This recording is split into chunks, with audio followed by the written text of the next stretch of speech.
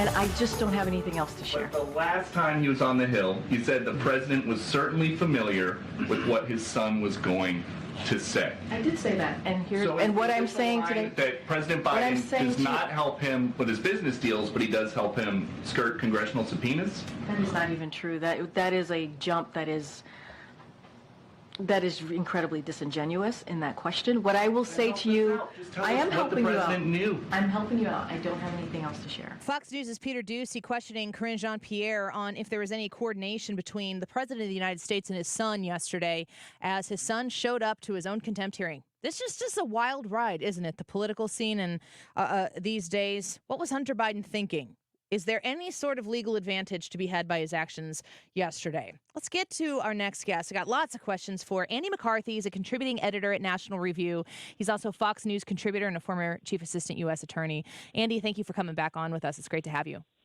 Annie, it's my pleasure. Happy New Year. Happy New Year to you as well. Now, we've got a ton of questions about a whole host of things, and we're going to get to as many as we can in this amount of time. But I wanted to get your reaction to Hunter Biden and his decision to show up for that contempt hearing yesterday. Did he do a great service or any great damage to his cause by doing so? Well, I think you can't really calculate that unless you understand the two risks he runs and the decision that he made. So he's claiming that he'd be willing to testify at a public hearing. That's not true. I mean, if he testified in the public hearing, he's under indictment in 2 cases. He's got other criminal jeopardy to worry about. He would take the 5th. And what this is all about is it would be very damaging to his father if he asserted his right against self-incrimination in an investigation that involves monetizing Joe Biden's political influence. So since he doesn't want to be in a position of taking the 5th and having it known that he took the 5th, he has to decide, well, what do I do in lieu of that? Because the deposition requires him to show up, and the 5th Amendment doesn't assert itself. He's got to assert it. So what he's decided is he's not going to give the Republicans that. And in order to avoid testifying, he has to be ready to go into contempt. So in going into contempt, what they're trying to do is spin it as best they can publicly that the reason he's going into contempt is because the Republicans can't be trusted to run a fair investigation. But the real reason he's going into contempt is he doesn't want to take the stand as a witness and assert his 5th Amendment privilege. So this is really all about how that gets spun. So we sit and we wait to see how the actual legal criminal problems that Hunter Biden faces in various jurisdictions pan out. And there's a lot of political circus taking place that surrounds these actual real legal issues. I want to pivot to Donald Trump because he has a lot of fronts as well. The court case, he's going to be speaking here in just a minute, I believe, and we'll carry that here on 97.1 after we get done speaking with Mr. McCarthy. But what do you make of his decision to actually try to deliver some closing arguments in the light that the judge had said, no, you're not going to do it. He tried to get some in anyway in this case that should be wrapping up in this civil trial in New York? Yeah, I don't really think it moves the ball much. I mean, Trump has given every time he's shown up at this trial, which over the 11 weeks of it, he has strategically picked spots to show up. He gives press conferences outside the courthouse and outside the door of the courtroom. So he's gotten he's had plenty to say about this already.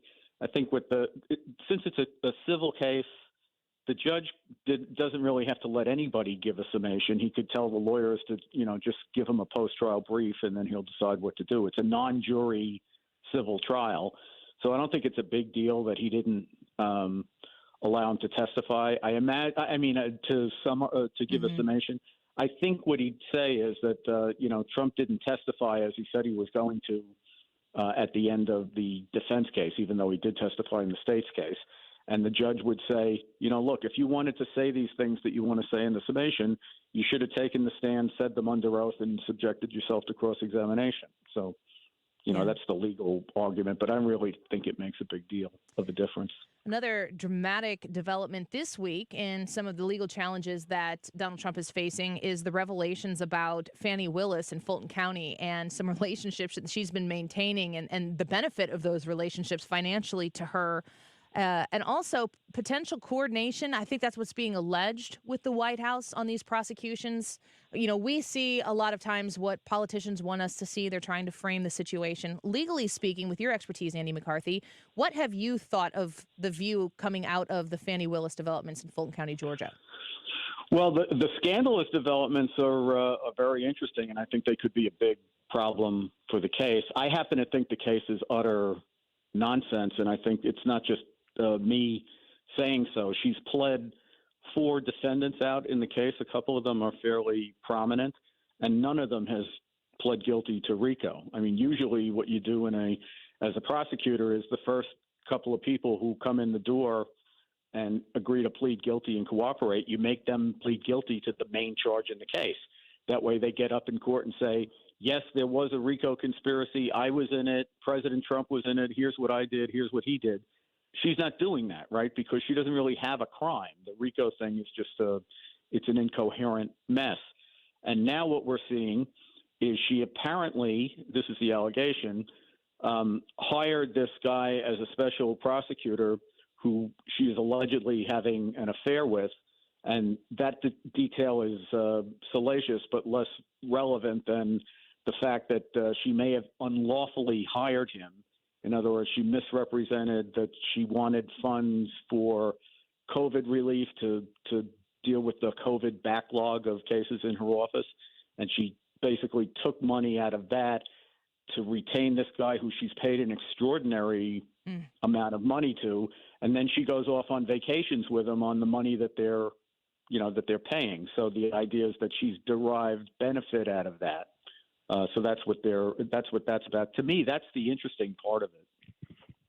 So Andy McCarthy speaking with us right now. You know him as a Fox News legal analyst and contributor, also as the contributing editor at the National Review. All of this drama surrounding her relationships in Georgia, the impact to Donald Trump's case specifically, do you consider there to be any trepidation on the pursuit of this trial against Donald Trump because of her actions?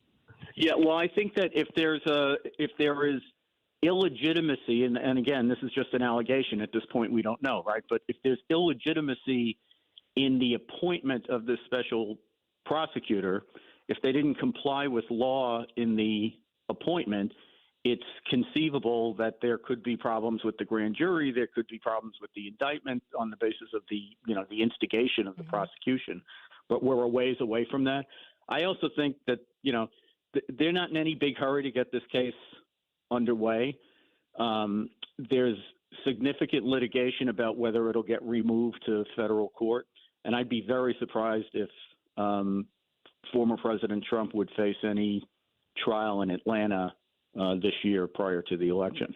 Well, Andy McCarthy, we always appreciate you. I think that the timeline that you're highlighting there is the thing that keeps coming up. If there's any delay that can be put into these hearings that benefits Donald Trump to get them to be after the election, it seems to be like that's one of the main pursuits that they have at this time. A lot of people charging him, trying to rush it, and them trying to slow it down a little bit. Do you feel as though any of these cases particularly are going to come to a full head before the election occurs?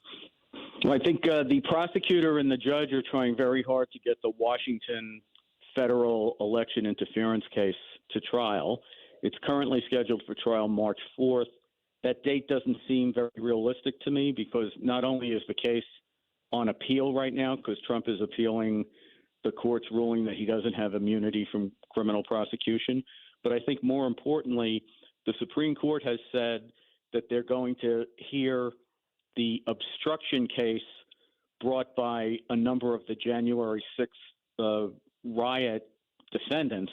That case, Trump is not in the case the court is going to hear, but the statute the court's going to be considering, the obstruction statute, is the main charge in the case against Trump. And the Supreme Court's not going to make its decision about that case until late June. So I don't really, as a practical matter, see how Judge Chutkan, who is the presiding judge in the Washington case, I don't see how she can start a trial until we hear what the Supreme Court has to say about obstruction. Well, always tons to talk about, Andy McCarthy, and your time with us was very valuable. We appreciate you. Thank you for giving us some of your time this afternoon. My pleasure. Thanks. Thank you as well.